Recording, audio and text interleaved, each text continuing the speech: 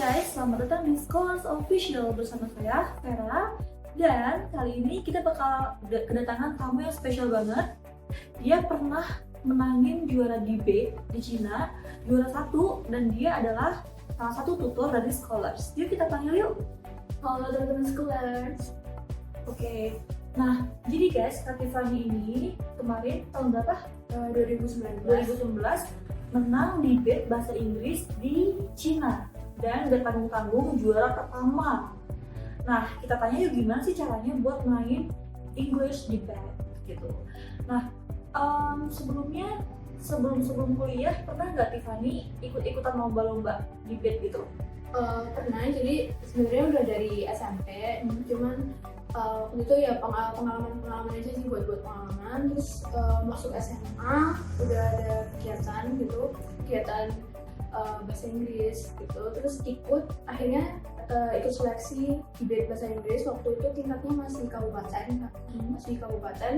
terus juga ikut seleksi dan akhirnya alhamdulillah waktu itu dapat juara 3 kabupaten. Itu waktu kapan? SMA.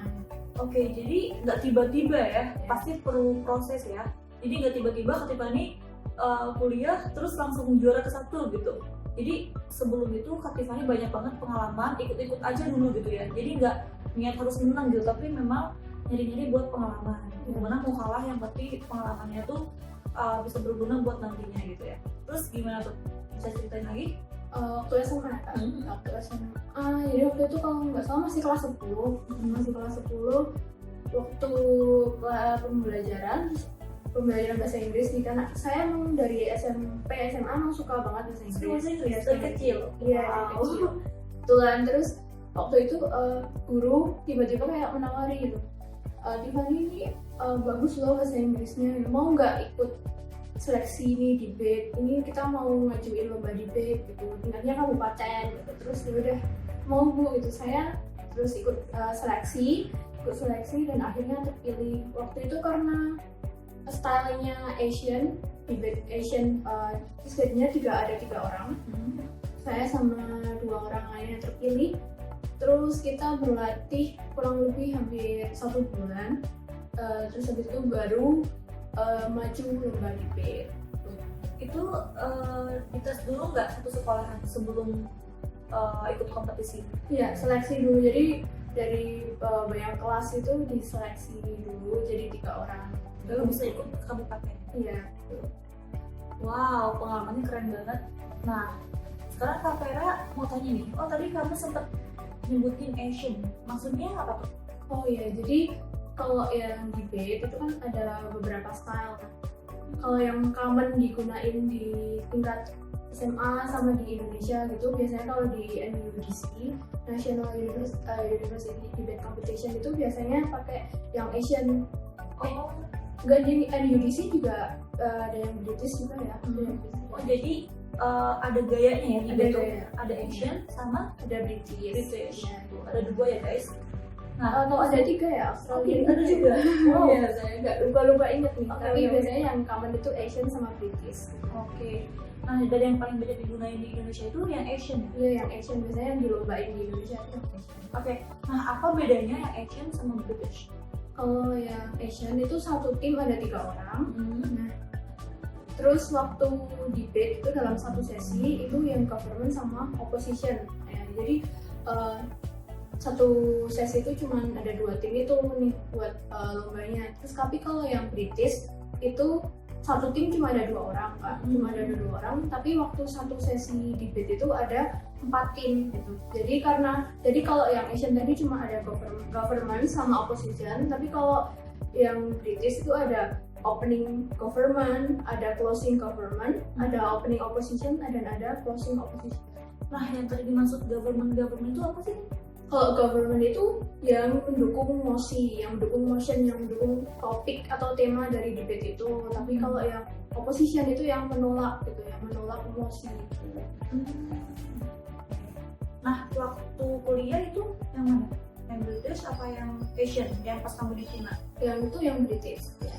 Yang British ya? Nah, bisa nggak ceritain prosesnya sebelum kamu ke Cina itu apa aja sih yang kamu siapin? Oh ya, sebelum ke Cina sebenarnya ada seleksi dulu. Ini dari seleksi dikumpulin dari berbagai semester dari mahasiswa di jurusan aku. Kebetulan di berbagai semester diseleksi, terus akhirnya terpilih aku sama temanku 2 orang. Setelah itu kita dilatih nih sama kakak tingkat yang emang udah punya pengalaman debate gitu. Pengalaman debate NUDC dan debate-debate yang lain gitu. Terus kita dilatih sama kurang lebih 1 bulan juga, mungkin beberapa minggu, 1 bulan juga, dengan berbagai topik atau tema. Kan waktu itu ada tema besar. Terus karena menurut kita tema besarnya itu terlalu general dan kadang motion debate-nya itu bisa kayak tiba-tiba apa gitu. Jadi kita persiapan berbagai topik, terus latihan gitu, lawan sama coachnya. Setiap minggu beda topiknya gitu. Jadi berusaha buat kayak belajar banyak topik gitu. Oke, jadi sebelum ke Cina itu nggak langsung debate gitu aja ya, tapi ada persiapannya. Nah, salah satu persiapannya itu nyiapin berbagai topik, karena kan kita nggak tahu apa aja topik yang keluar pas nanti ya. Nah, biasanya topik-topik apa sih yang biasa dipelajari waktu persiapan itu? Karena waktu itu kan dikasih tahu ya ada tema besarnya di kompetisi itu. Nah, Waktu itu tema besarnya apa? Masih ingat nggak?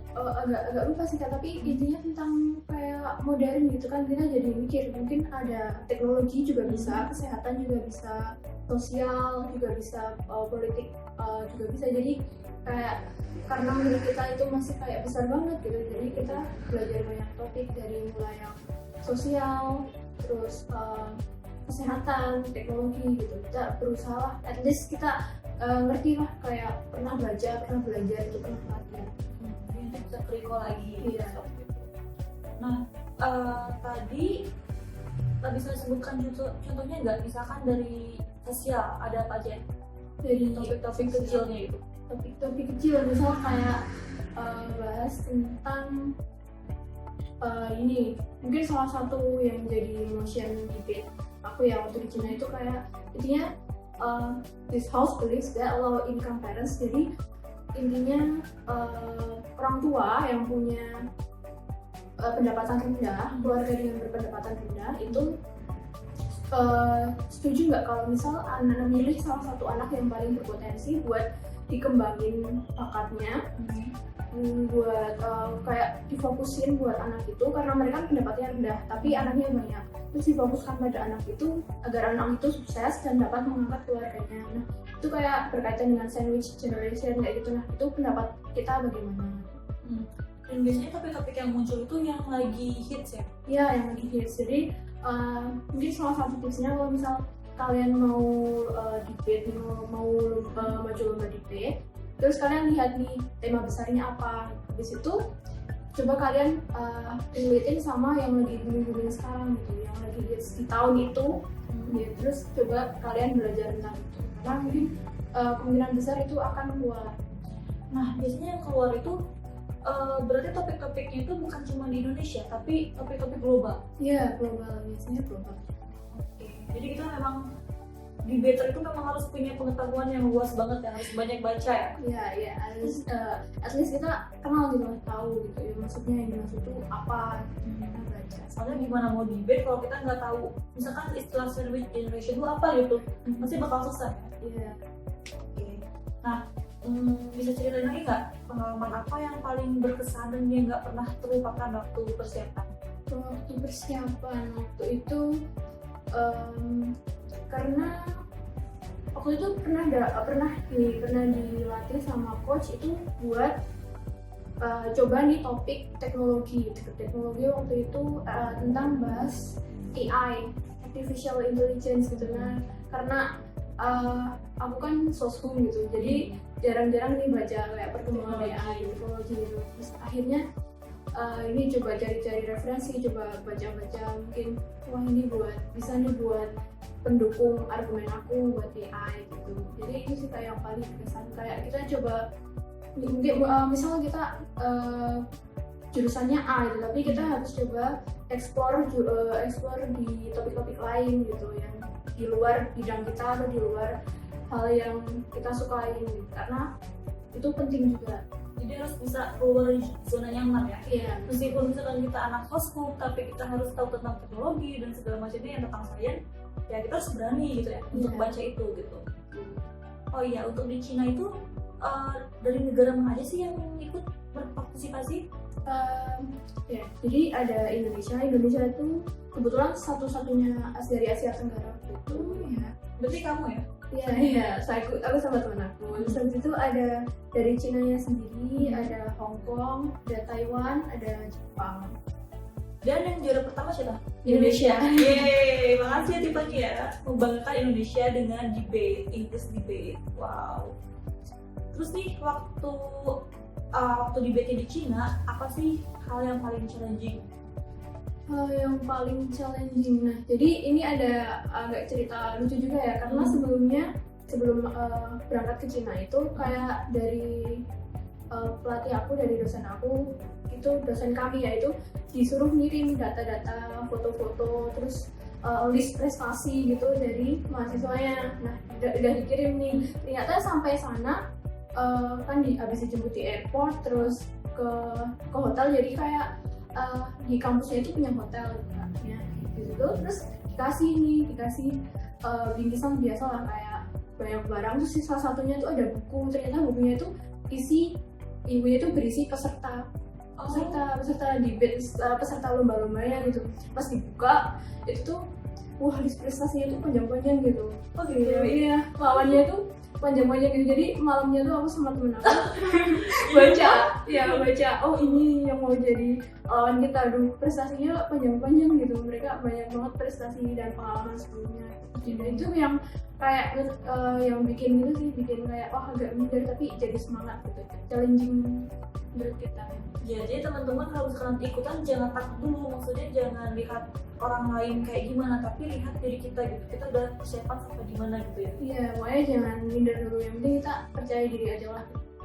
Karena kan kita udah berusaha semaksimal mungkin, udah latihan, udah belajar, makanya yakin aja gitu. Mungkin karena nggak menjamin juga gitu, walaupun lawan-lawan kita punya pengalaman dan banyak prestasi yang lebih dari kita, tapi kita percaya aja lah itu sama usaha kita. Yang penting kita persiapan yang matang gitu. Ya. Jadi kita yang penting berusaha. Kalau misalkan nanti mau menang mau kalah itu bonus ya. Iya, itu bonus. Pokoknya yang penting kan pengalaman. Ada lagi nggak pengalaman selain itu yang bikin terkesan waktu di Cina? Yang bikin terkesan mungkin dari ini sih Kak, dari lawan-lawan juga gitu. Jadi saya jadi kayak ngerti gitu berbagai aksen gitu. Kan mungkin karena kita mikirnya mungkin kayak ada aksen bahasa Inggrisnya orang Indonesia kayak gini gitu. Terus mungkin kalau kita lihat video YouTube kan emang banyak aksen-aksen lainnya, tapi itu for the first time aku dengar berbagai aksen sekaligus gitu. Ya emang kayak aksennya masih kayak Chinese, tapi ternyata beda gitu. Aksen Chinese dari bahasa Inggris itu beda. Bisa dipahami. Masih bisa dipahami. Kadang ada kayak yang kata-kata yang agak kurang nggak ngeh, tapi ternyata setelah kita lihat struktur kalimatnya, kita tahu itu maksudnya itu. Terus kebetulan di universitas yang ngadain event itu di Cina itu, dia punya berbagai pengajar gitu dari Inggris, dari Amerika. Jadi kayak wah gitu, bagus. Ini mereka ini banget ya, kayak totalitas banget itu, sampai pengajarnya pun diambil dari native-nya ya. Jadi waktu itu dengar berbagai aksen secara langsung gitu. Jadi kan karena sebelum lomba itu kayak karena yang dosen-dosen yang native itu ternyata mereka yang kayak jadi ketua panitia acaranya gitu ya. Jadi mereka ngasih sambutan gitu, terus kayak ya wah gitu, ternyata ini rasanya mendengarkan asli gitu. Jadi Allah berbagai aksen sekaligus. Waktu itu pernah nggak sih waktu debate terus kenapa ngeblank gitu, jadi bingung mau jawab apa? Pernah nggak? Pernah banget. Jadi kan seringnya kalau debate itu kan habis dikasih kan motion gitu kan Kak, dikasih motion atau tema topik tertentunya itu, terus yang dari leader setiap tim itu dipanggil, terus kasih disuruh ngambil kertas satu masing-masing, terus dibuka, kamu dapat posisi apa gitu, apakah opening government atau closing government atau yang opposition gitu. Nah terus habis itu baru disuruh bikin argumen 15 menit. 15 menit itu nggak berhenti ngomong. Bentar, itu yang 15 menit itu buat building argumen. Oh, oke. Building argumen kita, buat nulis argumen kita. Nah di situ tuh kayak kan aku biasanya udah kepikiran wah ini tapi kan waktunya nggak cukup buat uraiin gitu kan, nggak, jadi cuma kayak poin-poinnya aja, satu apa dua apa gitu. Jadi nggak ditulis semua argumen kamu gitu ya? Iya, jadi cuma mungkin satu poin 2 kalimat gitu. Nah waktu disuruh ngomong, giliran ngomong itu 7 menit Kak. Berarti tadi tipsnya itu biar kita nggak ketinggalan waktu, jadi kita jangan ditulis semua kalimat gitu yang pengen kita omongin ya. Iya. Tapi jadi outline-nya aja gitu ya. Iya, outline. Terus kita maju 7 menit. Nah, waktu 7 menit itu kadang kan kita udah mulai nulis outline-nya, tadi udah kepikiran nih panjang-panjang mau ngomong ini, tapi jadi agak lupa lagi.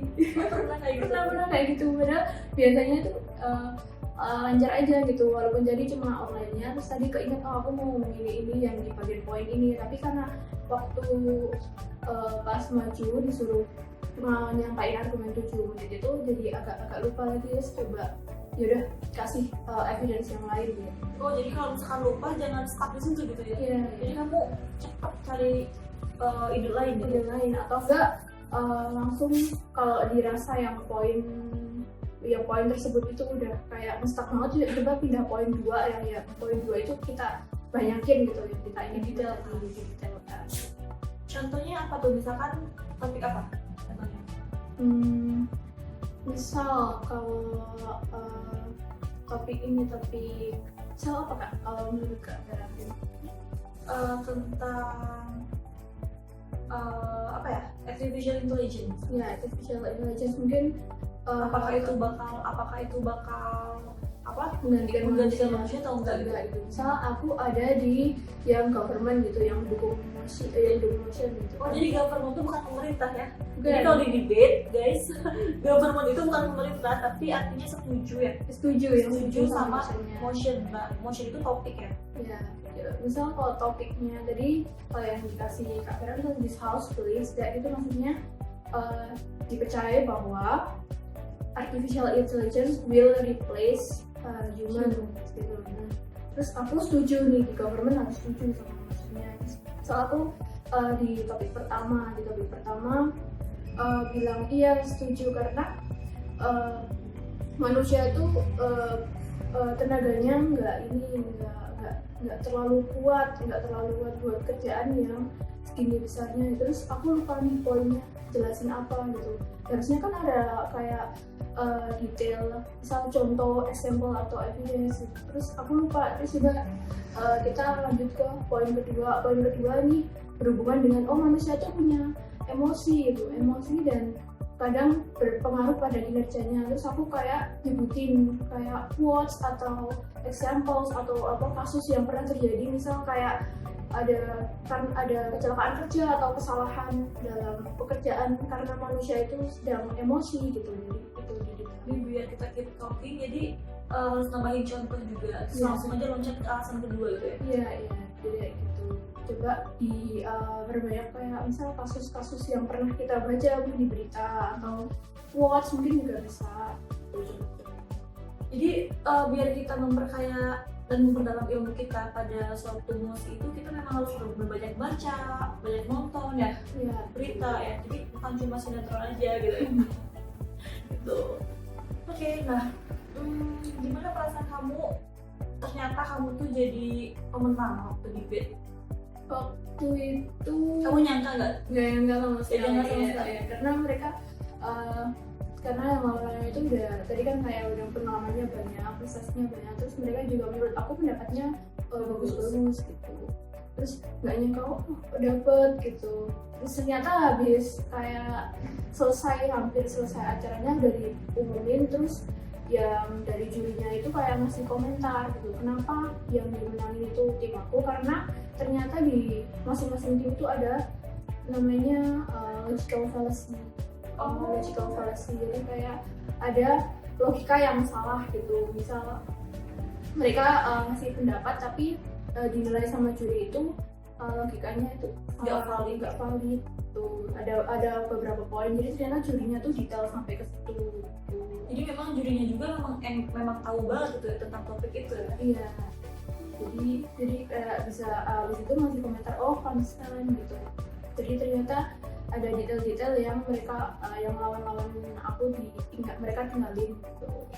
Jadi guys, nanti kalau misalkan debate hati-hati sama logical fallacy gitu ya. Bisa diulang lagi nggak apa tuh logical fallacy?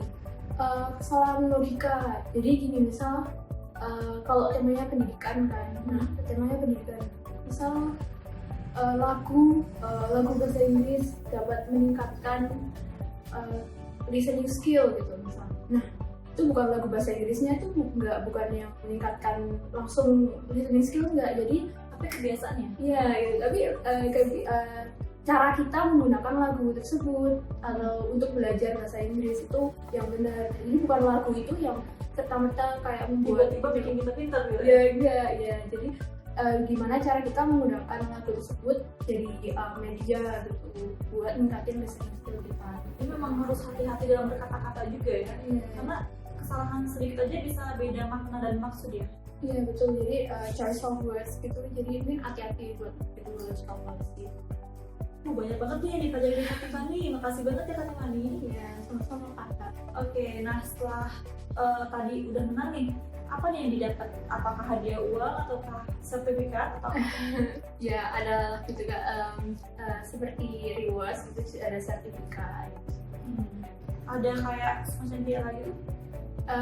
Kebetulan waktu itu adanya sertifikat sih Kak buat yang kayak gitu. Adanya piagam ya lebih tepatnya. Oke. Oh, keren banget ya piagam dari Cina ya. Iya. Nah itu biasanya berguna banget buat kita misalkan kalau ngelamar kerja, misalkan kita pernah lihat pengalamannya pernah ikut apa aja.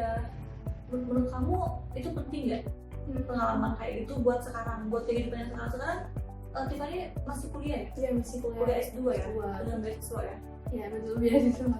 Ya, ada nggak pengalaman pas gede tadi terus bermanfaat buat kehidupan Tiffany yang sekarang?